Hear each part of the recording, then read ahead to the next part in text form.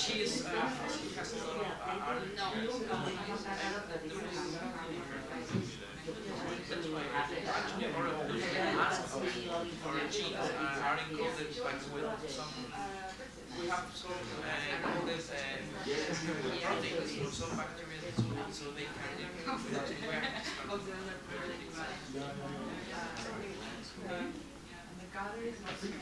so that's really amazing that I really and okay, like even Lina Muniz, she was one of the most important biologists in the world.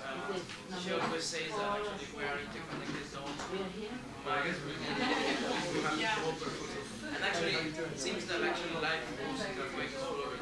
Even seeing it brings together. And that's a part of it. Sometimes it works. Yeah, that's the thing. Oh, yeah. Oh, cheers.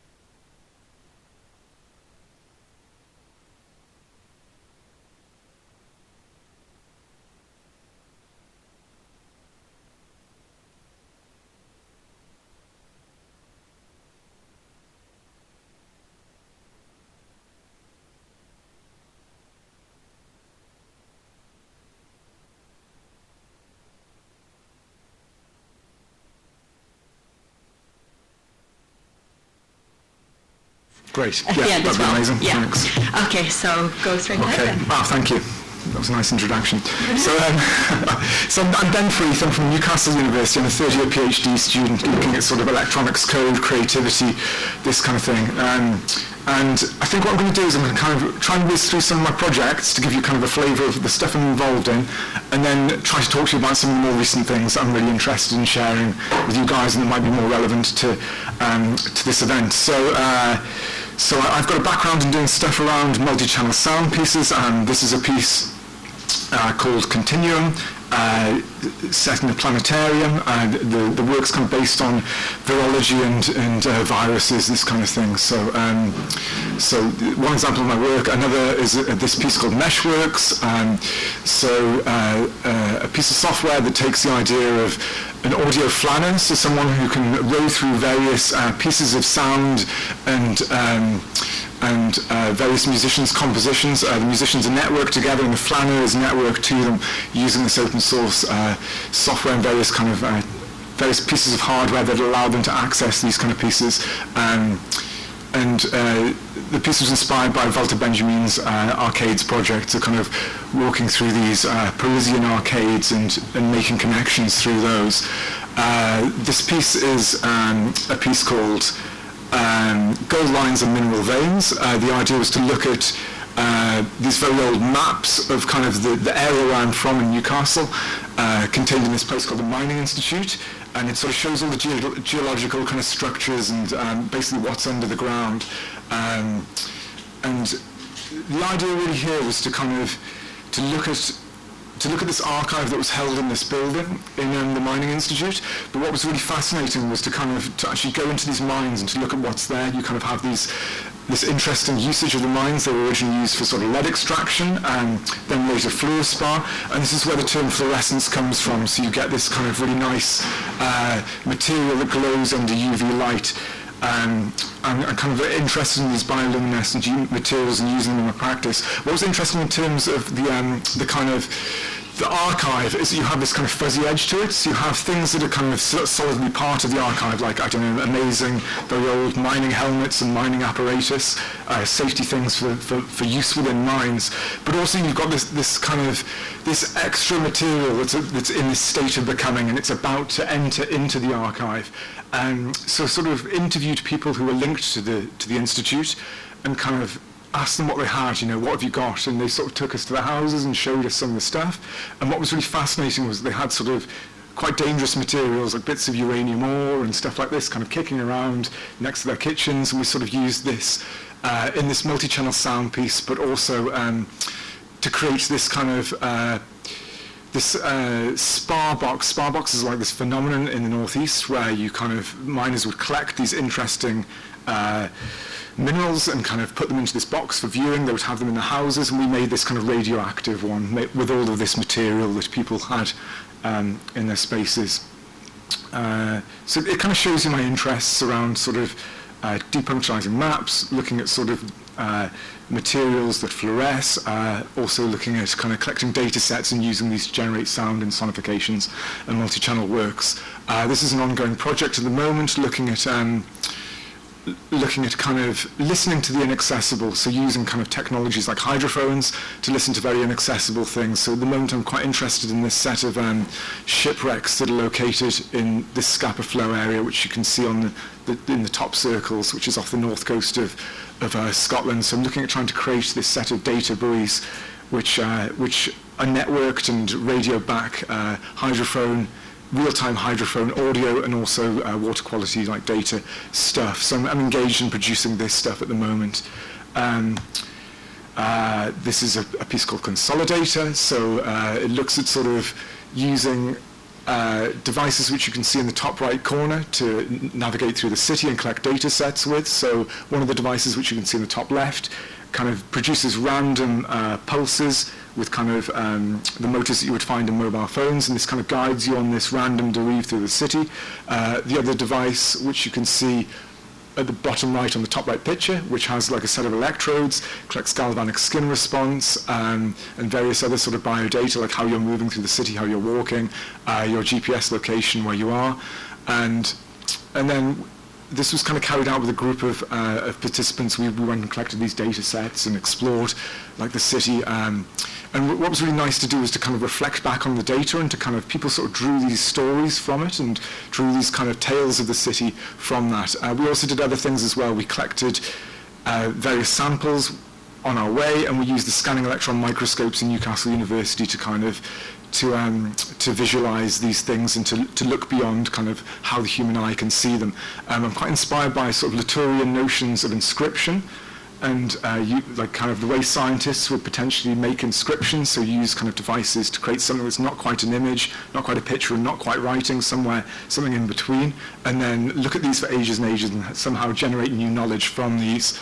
So we kind of worked on creating like 3D inscriptions from the data we collected with the devices.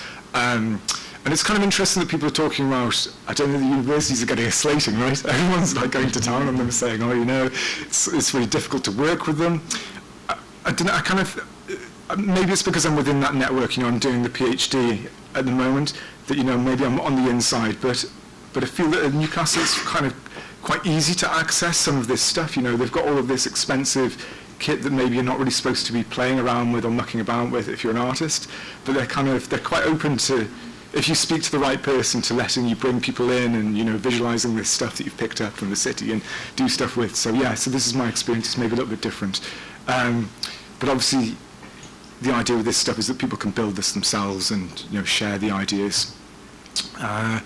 Psychoheliophysics, this is a project looking at using solar data and using the sun as a means to create a musical instrument, so to kind of connect the two, and to look at what it means if you have a musical instrument that has the sun as part of it. So this was run as a set of workshops where people participated and built various things. There were a set of performances, and we even did something 2 years ago here at Pixel. So we went up to the top of Florian Mountain and sonified the sunrise, and people broke into spontaneous song, which was really nice. So we had these kind of electronic sounds, but also people vocalizing over the top of them on the top of the mountain, which was great. More recently, I'm looking at a lot of media archaeology stuff in this project. We looked at sort of technologies from the First World War, so sort of sound mirrors, people listening through the walls of mines with stethoscopes, and in the area that this was kind of ran alongside the library service in Newcastle City. One of the areas that I was working in didn't have any kind of connection to that time at all, like it didn't even exist at that time, you know. So what was really interesting was we did these dereves through the city, walked around, collected data, and then realized that some of these ships that were scuppered during the First World War, were sort of sank. The metal from them has this interesting second life in that it's kind of incorporated into really sensitive measuring instruments in satellites, and that when we were kind of doing these dereves and kind of collecting this GPS data and locative data, we were kind of directly connecting to that. So this was quite fascinating to be involved in. I do a lot of diving in my practice, so I'm quite heavily involved in sort of spending a lot of time underwater. I've got a kind of fascination with wearable technology, but this is also looking at sort of historical forms of wearable technology, so more of the mechanical kind of apparatuses that you can, divers can wear to kind of access these areas. And kind of having this, Humboldtian kind of direct experience of the environment and these living, growing things. Another project involves looking at sort of zombie media, which is a term from Giussi Perica. I'm currently doing a digital residency around this, a digital online residency around this. So I've been looking at making sort of DIY hydrophones and deploying these in various sort of instances, and looking at the kind of the media archaeology of the hydrophone. So looking at kind of speculative designs for sort of underwater telegraphy systems from Lucian Blake, so where people would try to communicate underwater using Bell systems and detect this with hydrophones, then looking at sort of wartime applications, maybe the First World War, where they were used as early detection devices for listening out for submarines, and then you kind of get this early warning scaled up during the Cold War, so you have these huge ocean arrays of hydrophones that were used for listening out for submarines. And then there's a really nice crossover in the sort of 1970s where sort of Dr. Roger Payne would have listened to these, the operators were sort of saying, oh, we've got these really weird sounds coming through, we need a bioacoustician to kind of listen to this and see what's happening. And you get this interesting crossover into bioacoustics where he recorded these really beautiful sort of songs of the humpback whale, sort of sounds recorded at 600 meters depth, which have got these amazing reverbs on them. They sound absolutely beautiful. So I'm really kind of fascinated around sort of this sort of role of the hydrophone as a bioacoustic listening device. And I've been looking at kind of some of the dolphin populations off of the coast of Newcastle. So we've got these sort of big dolphin populations. You literally get in a boat and go sort of 20 miles off the coast, and there's many of these dolphins kind of leaping out of the water and doing their thing. And what's really interesting, going back to sort of Giussi Perica, is that his sort of zombie media term kind of relates to media that have had an existing life, maybe like a commercial use value. Then this stuff's been sold, people have bought it, then it's been sort of forgotten about or abandoned. Then artists start finding this material and finding new ways of working with it or new techniques for sort of reimagining it. But he also talks about it relating to the kind of the materials that compose those media. So, for example, the constituent parts and how those disperse through the environment and how they pollute the environment. So these dolphins are very interesting, and these are bioaccumulators. So they're almost a form of zombie media in themselves, like they're kind of really full of heavy metal pollutants, and chemical sort of waste is accumulating in their fatty tissues. It's kind of affecting their reproductive systems, and they also get this thing called dolphin it's like a dolphin version of the pox that they get, which causes this tattooed skin condition where their skin gets kind of all pockmarked from it. And this is like directly related to kind of their absorption of this stuff. Maybe I can play you just some of the sound compositions I've been making from this, just to kind of give you a quick like flavour of it. Maybe I can just leave it running in the background. Is there sound at all? What's also interesting about them is they generate this, maybe turn down a little bit, this sort of like frequency modulation sound. So you're getting these interesting frequency modulations that they produce with their forehead, with their bodies and their foreheads. Is it still playing? Can we do it? Does it go any louder at all? Here we go. So I'm interested. So yeah, I've got this kind of, I guess, like this shows this kind of interest in, I don't know, stuff. And more recently, I've been developing this piece around looking at the idea of a musical instrument that, I guess, following on from psychoheliophys, where you have a musical instrument that interfaces or connects with the sun in some way. So when you're playing it, you're directly involved with, this heavenly body. So with this, I'm really interested in a musical instrument that you can play or perform with in some way that has bioluminescent algae as a component of it, and what it means for your relationship with your instrument as a musician. So for example, I guess lots of instruments are made from dead stuff, like violins are from trees, the tree's dead though, and when it's put into the violin, or I don't know, the remnants of food production, so you have bits of bone bridges and bones in various musical instances, but I'm kind of interested in what it means to have something that's living and to kind of connect with that and to actually have to to look after it, so you have to kind of nurture this instrument and you have to feed it, you have to kind of create the right conditions for it to thrive, and then you can generate sound and music from that. So I've been kind of quite fascinated looking at sort of some of the open lab stuff and some of the open lab ware, at some of the kind of the devices that they've been producing. I'm very fascinated by the way scientists can appear to be performing with lab equipment. So if you see a scientist engaged in an assay of something, it looks very performative. They're measuring quantities, they're pouring stuff out, they're doing this, they're doing that. Maybe some of the lab equipment makes sound while they're doing it to give them some audio feedback that the processes are running effectively. And I'm kind of interested in feeding that into my practice and trying to generate work from this. So one of the iconic sort of pieces is this magnetic stirrer. I really like the vortex that it creates. It's kind of quite like an interesting phenomenon of itself, this spiral. So I kind of wanted to combine the two and to have this, this magnetic stirrer to stir these bioluminescent algae and to generate this light from them. They've got this interesting sort of square wave existence. This is an example of one at the top right you can see, and the bottom left, the type that I've been working with. So it's a type of dinoflagellate. It grows in the oceans, and the specific one I've been working with is Pyrocystis lanoa. So this kind of moon crescent-shaped, single-celled organism. And what can I tell you about it? So it's got this interesting square wave existence in that it has like a light cycle and then a dark cycle. So it needs quantities of light to photosynthesize to generate sort of enough energy and enough kind of enzymes and various bits and pieces within its like body and structure to generate this other stuff that it produces during the dark part of its cycle. So once it goes into this dark part of its cycle, it starts producing a thing called luciferase, which is an enzyme that allows it to generate light when it's moved. When it does this, it adds oxygen to it and produces this oxyluciferin plus light. So it bioluminesces in this very beautiful way. So you get this aura, this glow of blue light, but you also get these specific scintillations of kind of blue flashes within it, which are really nice, to play with.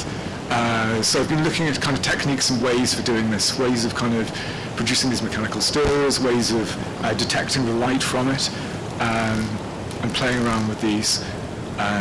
So looking at ways that people can participate with this as well, looking at ways to bring other people in, ways of getting other people to perform with this, and generate kind of group performances.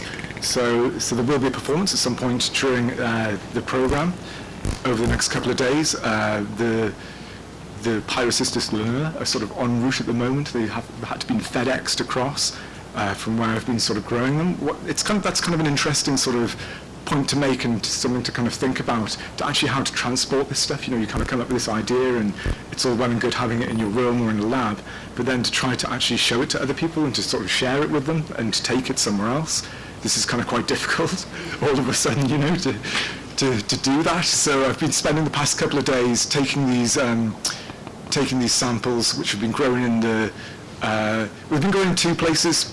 They've been grown in the Marine Science Algal Suite at Newcastle University, but also in my house. What's been really nice to do is to try various techniques in the Algal Suite. So for example, this one involves pumping air through the algae to try to get it to grow faster. This didn't work, so this was a failure. It was not, and it's nice to have this kind of technical setup to draw upon to be able to kind of rapidly develop this. It actually grows very well just in the house, as long as you don't have direct light hitting it, so near a window but with some kind of cover over the front of it. And I've been trying sort of various different growth mediums, so there's various kinds which are basically recipes for the stuff to grow it in. So for example, there's one called L1, there's one called L2, and MRJ. And the L1's actually the recommended one, but it's very expensive. It has some chemical components which are quite expensive to buy, and the F2 works perfectly well and it's much, much cheaper. So this has been a nice kind of thing to find for maybe other people who want to grow their own and maybe don't want to spend, what's that? 3 minutes, okay, so I'll dash through this really quickly. So this is just eviscerating hard drives to get the rare earth magnets out of them, which was lots of fun.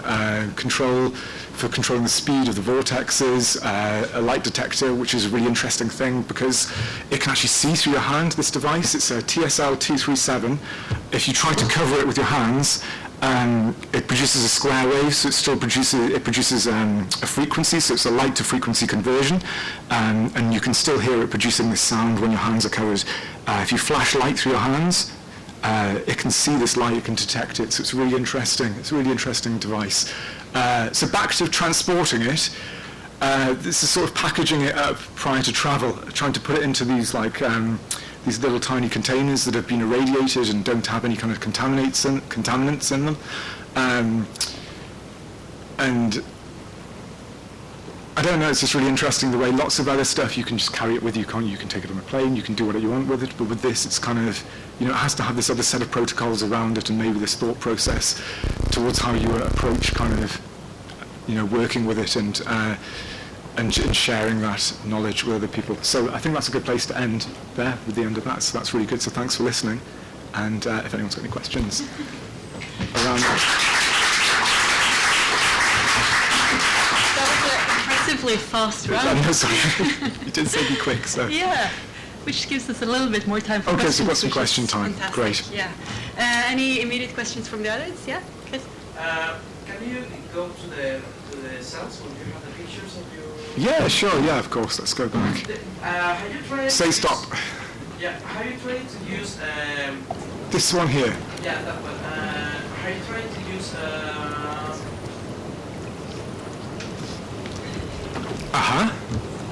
It's a photobacteria, actually, it has the same recipe, and it's more simple to keep it. Right, no I haven't.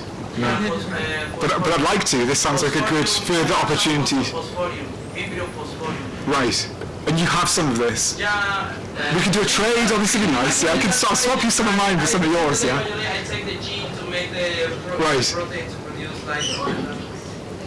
Right, yeah, maybe put them together, or yeah, this would be fascinating. Yeah, I'd like to do this.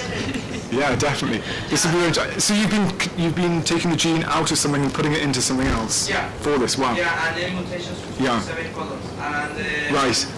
And this sounds really fascinating. The bacteria is more easily to keep it into fridge. You Uh-huh. can freeze it and you can put it into Right. water, so you can also freeze it. Yes, you can incorporate it into things. Yeah. So you can throw it in Yeah. there and they grow Uh-huh. really fast. Right. And the Yeah. mutations have 7 colors. Wow, that's nice. So a whole range. Yeah. Blue to Sounds fab. It sounds ace. Excellent.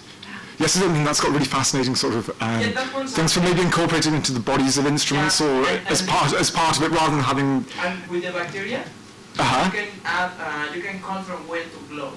There's a chemical that Right. you actually put into the media and you Uh-huh. make the bacteria glow or not. So You can control when or Yeah. when it doesn't glow. Okay, wow. I really want to find out more about this. This is great. Yeah, it's a really nice Yeah, I have a connection. question, like with all Yeah. are you working still? Yes.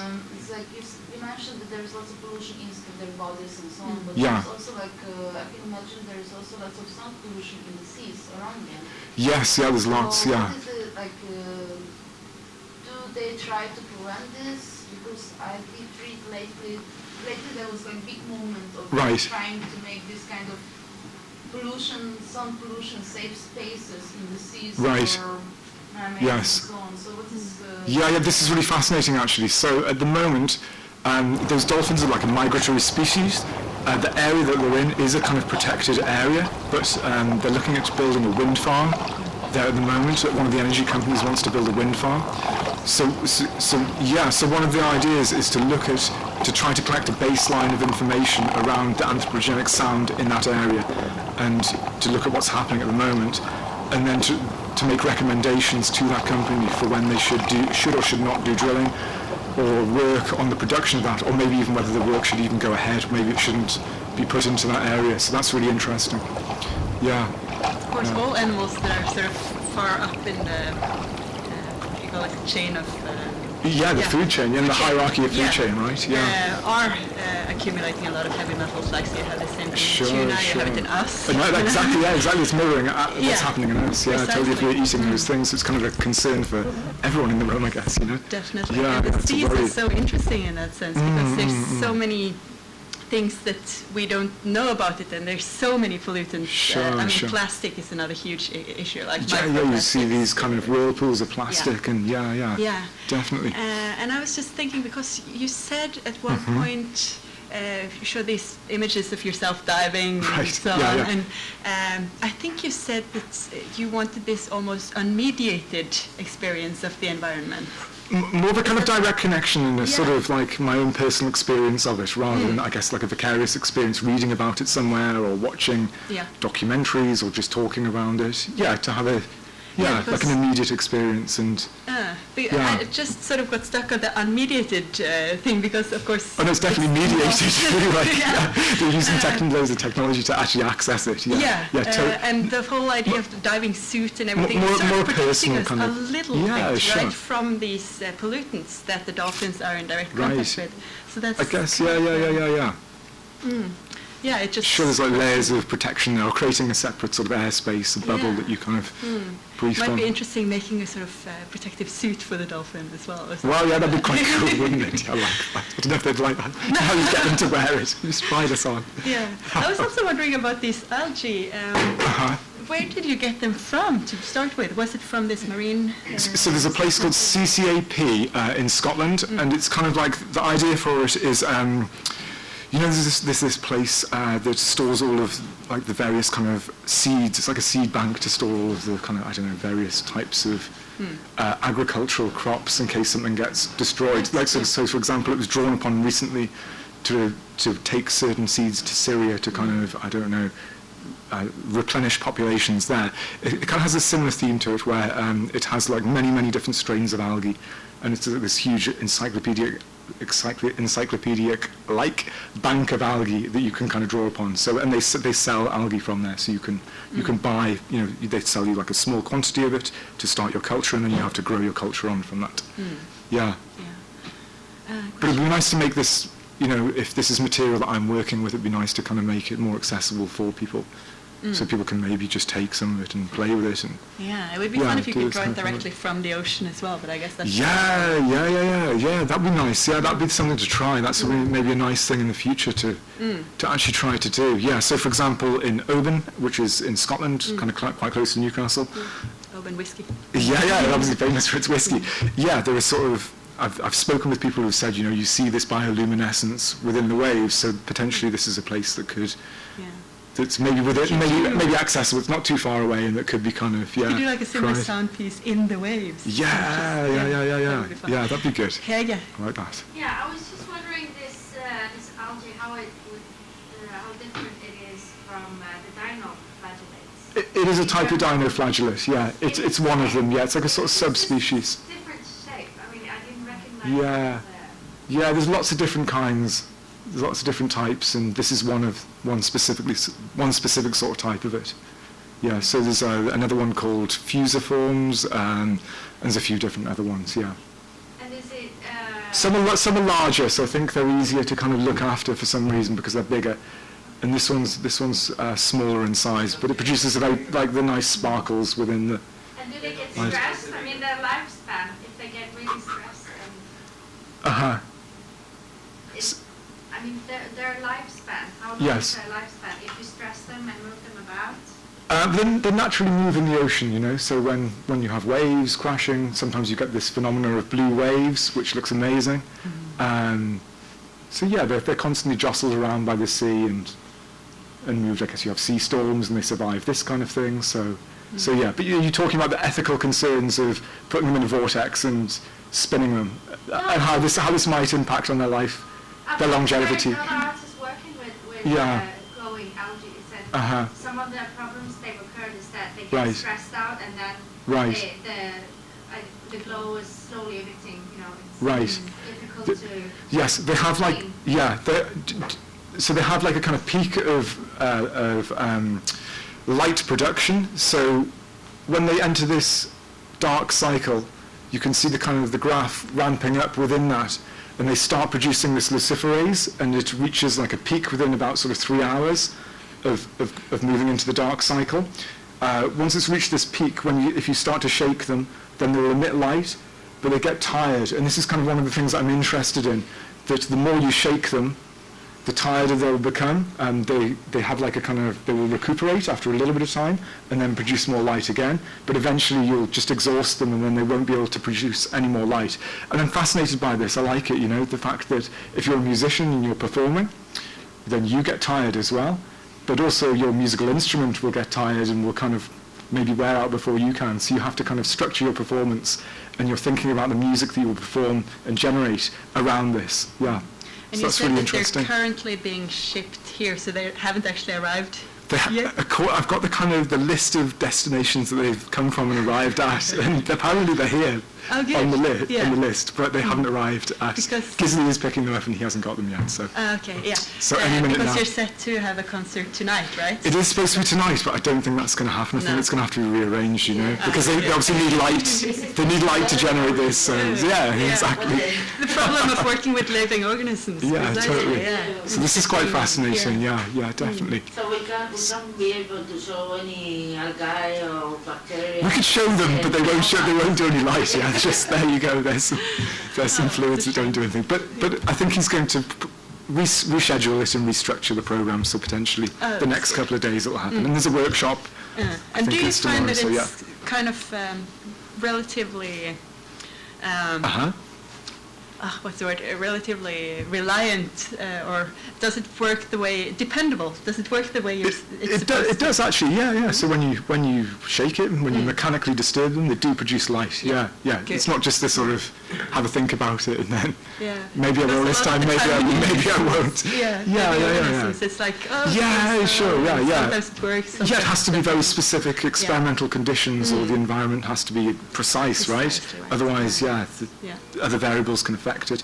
Yeah, one thing, actually, there is one thing around that which is very interesting, and it's that this circadian rhythm, this like day and night cycle, is very important to them. And I thought it was just around, having the amount of light to photosynthesize, so being in daylight to, get enough energy from the sun to then be able to produce like the luciferase.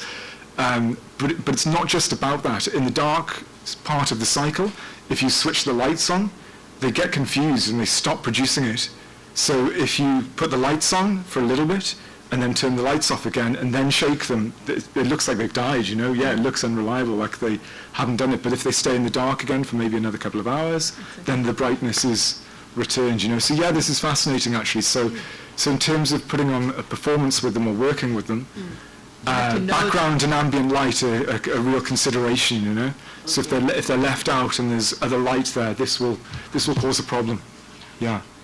So that's really interesting. Sort of these variables that might kind of affect the function of them. Or I guess it's around the knowledge Exactly. of using them. And I mean, like from my background, I'm kind of an artist, so I don't have this sort of background in algal culturing. So it's like a new kind of a new venture and a new thing to kind of a new avenue of exploration. Yeah, but I think today has shown us this sort of approach that I mean, Gino described it as this sort of, I mean, not with many boundaries, or just this idea that you can do stuff, and you don't necessarily need to have the disciplinary background. Yeah, I really like that. Artists Yeah. actually have that approach, and it means that you can go into a lab and actually relate to something a lot quicker than a student in science might do, because you're supposed to attain all the theoretical knowledge sort of along with the process, whereas sometimes for art it's enough to have the sort of scientific literacy to do what you need to do, and so on.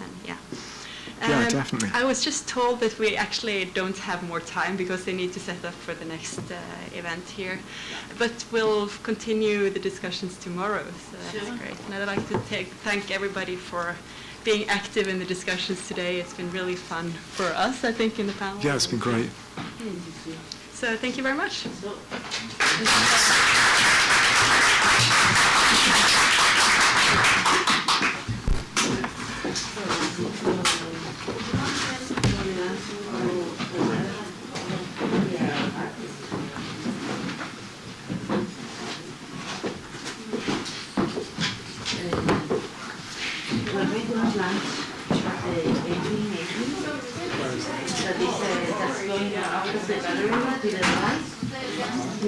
And then to the right a little bit. It's like 1880 on the we're going to have lunch. I mean,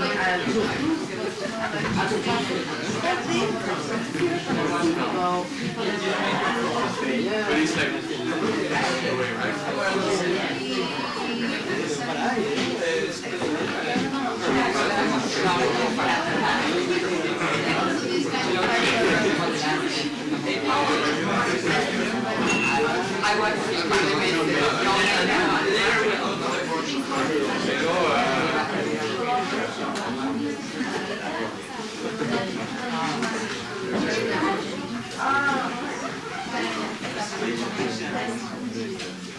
There were only 2 days.